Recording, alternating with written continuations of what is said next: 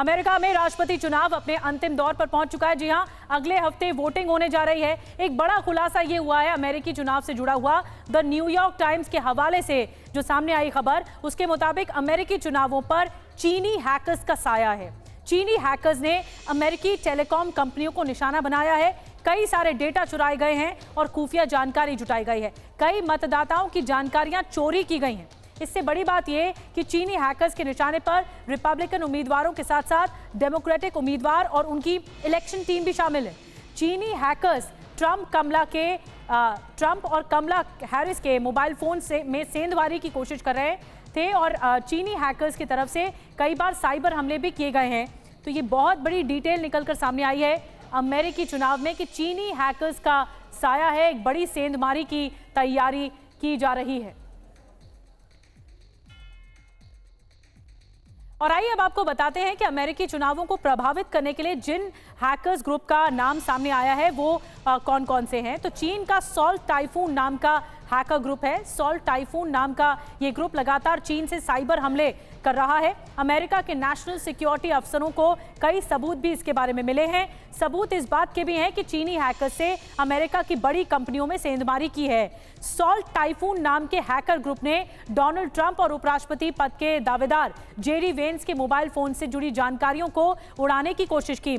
इसके अलावा कमला हैरिस और डेमोक्रेटिक पार्टी के चुनाव अभियान से जुड़े स्टाफ भी चीनी हैकर्स के टारगेट लिस्ट में मौजूद हैं। जानकारी ये भी मिली है कि अमेरिकी सीनेटर चक शूमर के बारे में भी हैकर्स ने जानकारी जुटाई है और वो भी खतरनाक स्तर है ये भी।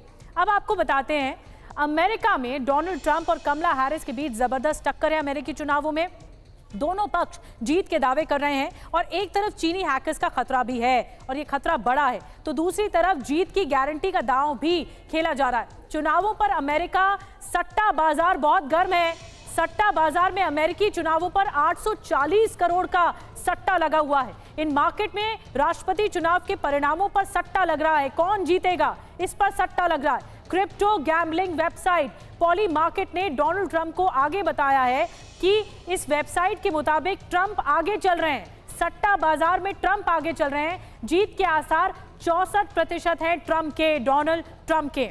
और राष्ट्रपति की रेस के लिए ट्रंप कमला हैरिस के बीच में बहुत होड़ मची है। दोनों उम्मीदवारों का स्विंग स्टेट में जोर है और आपको बता दें कि दोनों नेता इन्हीं राज्यों में चुनावी सभाएं भी कर रहे हैं। एक दूसरे पर कड़ा प्रहार भी किया जा रहा है।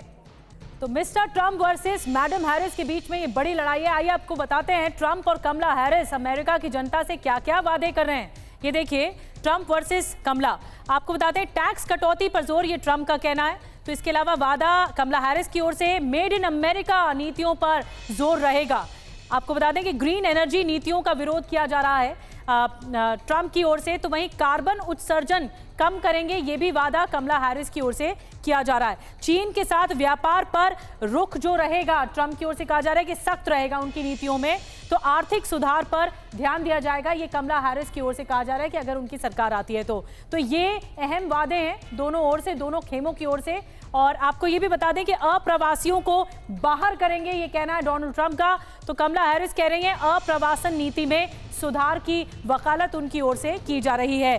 गन कल्चर का समर्थन किया है डोनाल्ड ट्रंप ने, तो गन कल्चर के बहुत खिलाफ हैं नीतियों में भी कमला हैरिस। और ओबामा केयर हटाएंगे, ये कहा गया डोनाल्ड ट्रंप की ओर से। तो अफोर्डेबल केयर एक्ट को मजबूत करेंगे, ये भी कहा गया है। तो ये देखिए, बड़े डिफरेंसेस हैं जो दोनों ओर से किए जा रहे हैं। जो प्रोमिसेस, जो वादे किए जा रहे हैं, उनके बारे में आपको बता रहे हैं। अमेरिकी चुनाव तब हो रहे हैं जब दुनिया में 3 बड़े युद्ध इस वक्त चल रहे हैं।